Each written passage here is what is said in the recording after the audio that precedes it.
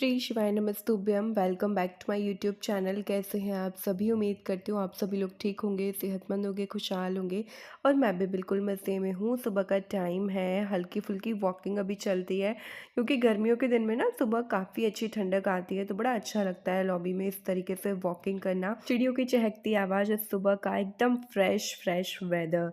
अंदर आके कर लेती हूँ अपना कंप्लीट हाइजीन रूटीन और अपना ब्रश व्रश करके उसके बाद जो है घर के कामों में लगती हूँ, जैसे सफाई करना, पानी भरना, और अगर बेटे का स्कूल है तो सबसे पहले उसको स्कूल भेजना, उसके लिए लंच वंच बनाना और उसको स्कूल भेजकर फिर पूरे घर में पोछा लगाना, फिर नहा धोकर पूजा करना। इस तरीके से रोज़ सुबह मेरे यही काम रहते हैं। बस डिफरेंट ये है कि अगर उसको स्कूल जाना होता है तो सबसे पहले मैं किचन में आती हूँ और जिस दिन उसकी छुट्टी होती है तो मैं सबसे पहले घर की साफ़ सफाई कर लेती हूँ, उसके बाद सबका नाश्ता पानी बनाती हूँ।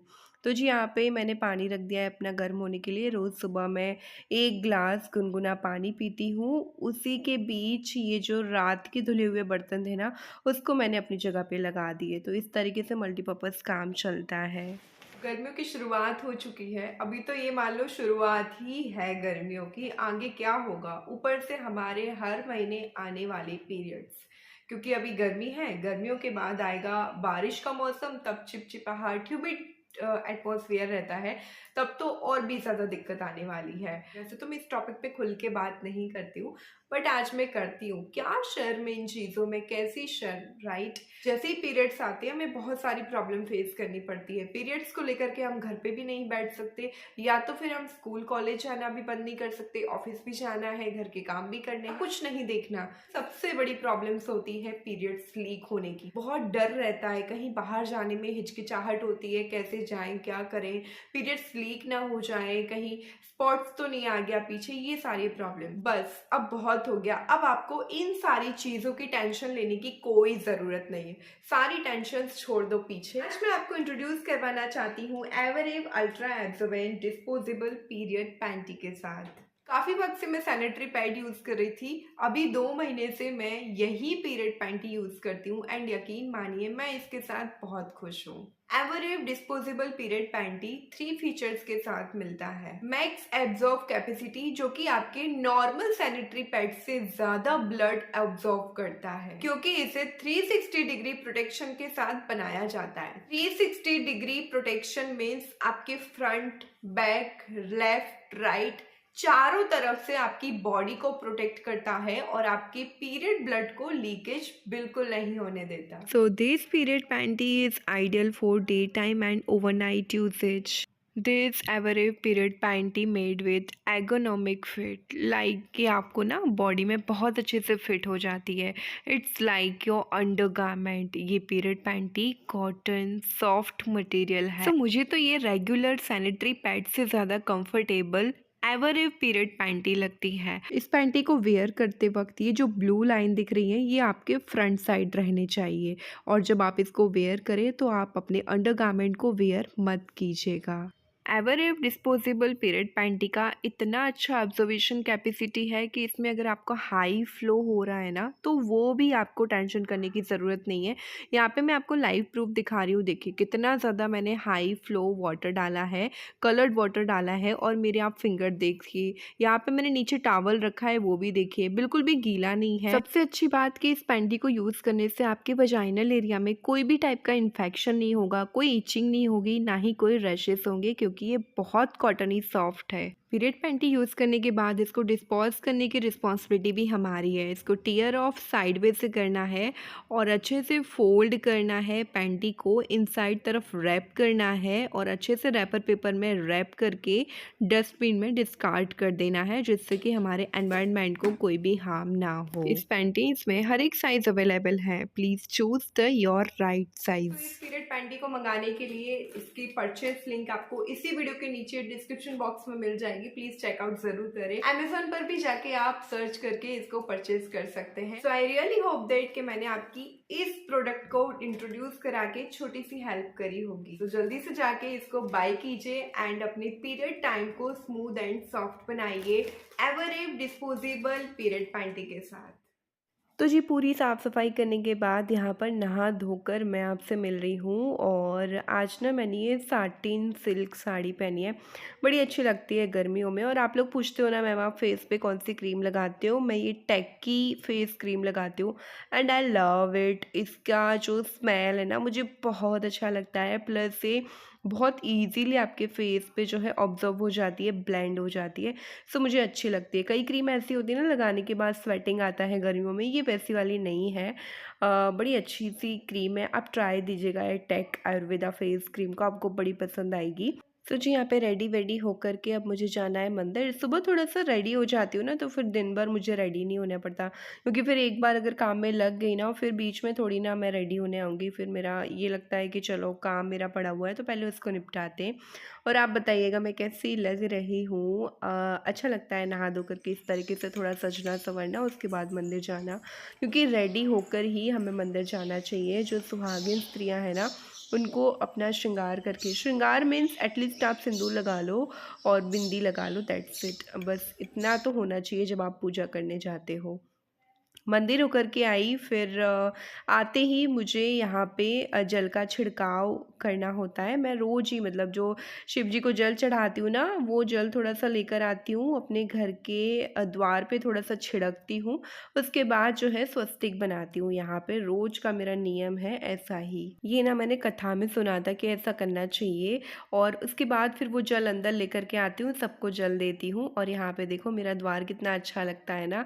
तो इस तरीके से गेट पे सुबह-सुबह ये चाहे तो आप फूल रख दो, कई लोग रंगोली बनाते हैं बट मैं स्वस्तिक बनाती हूँ रोज़ और इस तरीके से अंदर आकर भी मैंने पूजा पाठ किया।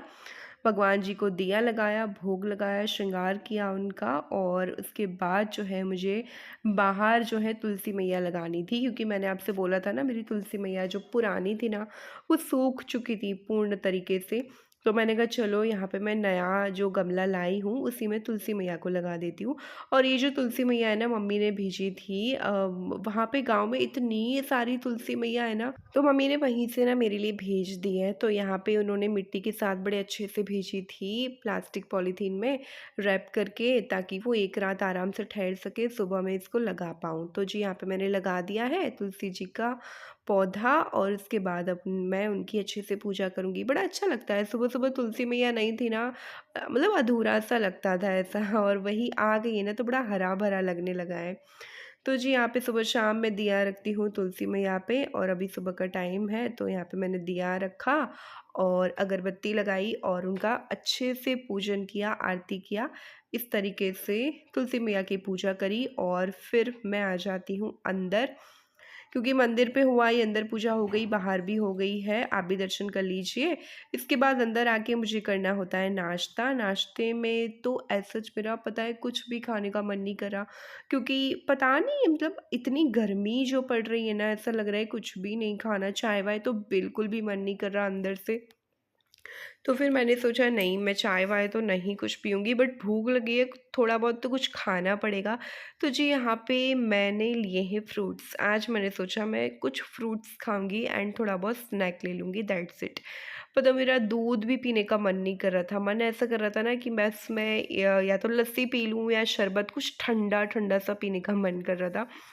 तो मैंने ठंडा तो नहीं लिया सुबह से जुकाम हो जाएगा, तो जो भी फ्रूट्स थे ना वही मैंने थोड़े-थोड़े ले लिए हैं और थोड़ा-सा स्नैक ले लिया है। ये मठरी बनाई थी मैंने मैदे की, वो ली है।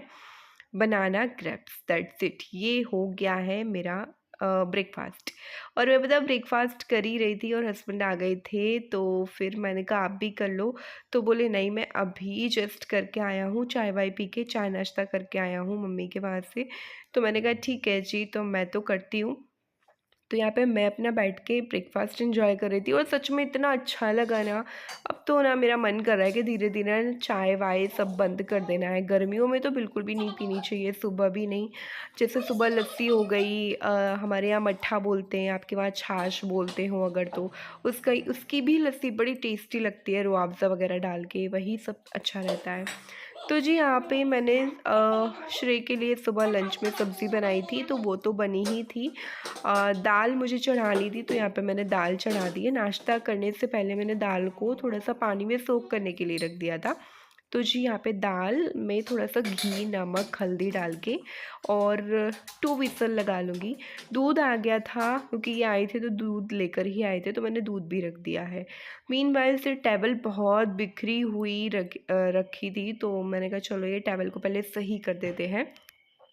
और ये देखो अपनी चप्पल जो नई लाए थे ना वही थोड़ी-सी निकल गई, तो वो वही चिपका रहे हैं ग्लू की हेल्प से।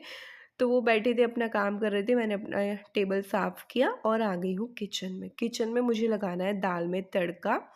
दाल ना बड़ी अच्छी लगती है, सिंपल सोबर दाल, मैं इसमें कोई भी मसाले वगैरह यूज़ नहीं करती हूँ, सादा दाल बनाती हूँ।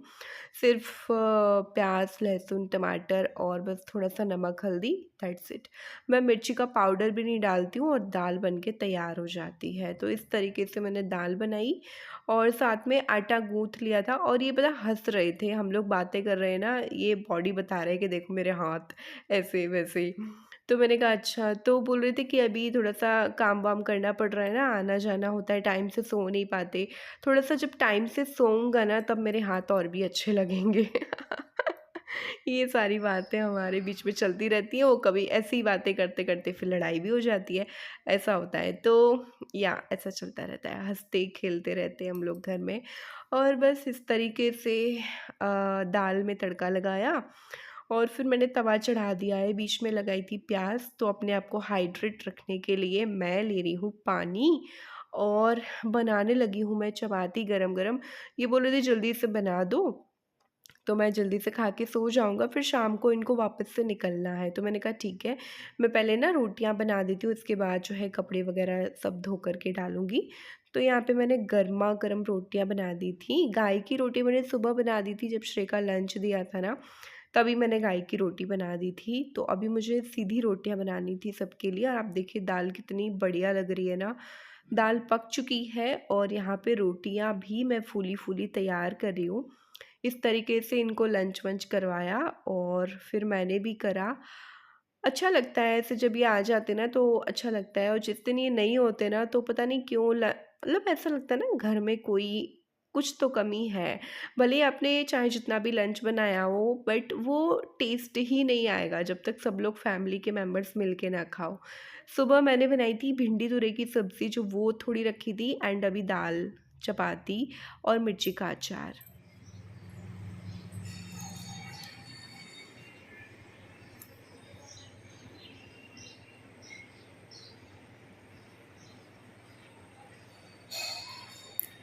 तो जी यहाँ पे हो रहा है शाम का टाइम, बाहर आई थी कपड़े लेने के लिए। आई थॉट कि आपको वेदर दिखा दूँ, कितना अच्छा सा वेदर हो रखा है।